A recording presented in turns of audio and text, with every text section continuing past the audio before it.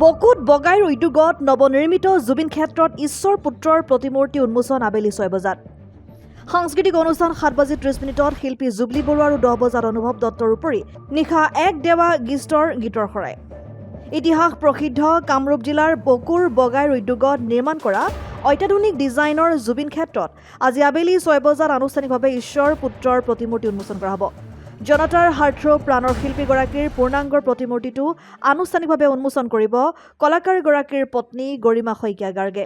জুবিন ক্ষেত্ৰত জনতাৰ হাৰ্টথ্ৰব ঈশ্বৰ পুত্ৰ খ্যাত অসম আৰু অসমীয়াৰ হিয়াৰ আমঠু জুবিন গাৰ্গৰ পূৰ্ণাংগৰ প্ৰতিমূৰ্তিৰ উন্মোচনৰ পিছতে ঠিক 7:30 বজাত জনপ্ৰিয় কণ্ঠশিল্পী জুবলি বৰুৱাৰ সংগীতানুষ্ঠান, 10 বজাত অনুভৱ দত্তৰ গীতৰ শৰাই আৰু নিশা 1 বজাত দেৱাৰিষ্টৰ গীতৰ অনুষ্ঠান পৰিৱেশন কৰিব বুলি ঘোষণা কৰে বগাইৰ সভাপতি অৰ্জুন চেত্ৰী আৰু সম্পাদক হিৰণ্য পাঠকৰ লগতে জুবিন গাৰ্গৰ প্ৰতিমূৰ্তি নিৰ্মাণ তথা সাংস্কৃতিক অনুষ্ঠান আয়োজক সমিতিৰ সভাপতি সংগীত বৰুৱা আৰু সম্পাদক সাৰংগ পাটোৱাৰীয়ে।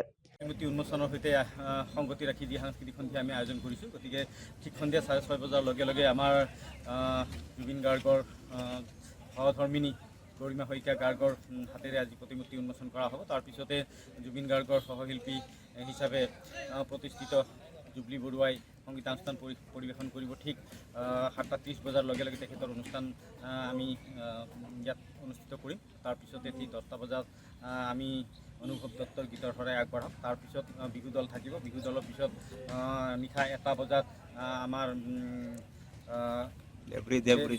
দেৱা কিটছুলি আন এজন সংগীত শিল্পী আছে অসমত ইতিমধ্যে তেখেতৰ গীতৰ জৰিয়তে প্ৰতিষ্ঠা লাভ কৰিবৰ কাৰণে সক্ষম হৈছে, গতিকে তেখেতৰ সংগীতানুষ্ঠান থাকিব। ঠিক এনেধৰণে আমি আজি সংগীতানুষ্ঠানটো আয়োজন কৰা হৈছে। মূল লক্ষ্যটো আমাৰ আচলতে আজি আমাৰ বগাইৰ 28টা বছৰ হ'ল।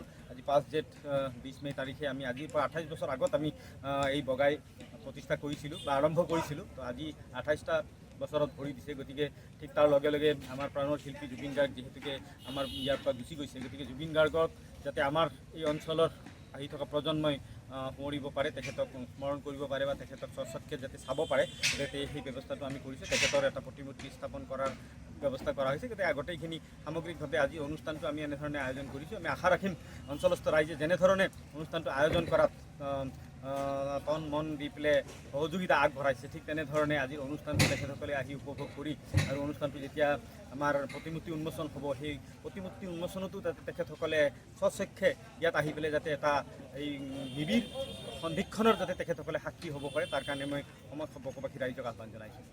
News desk report N24 Assam.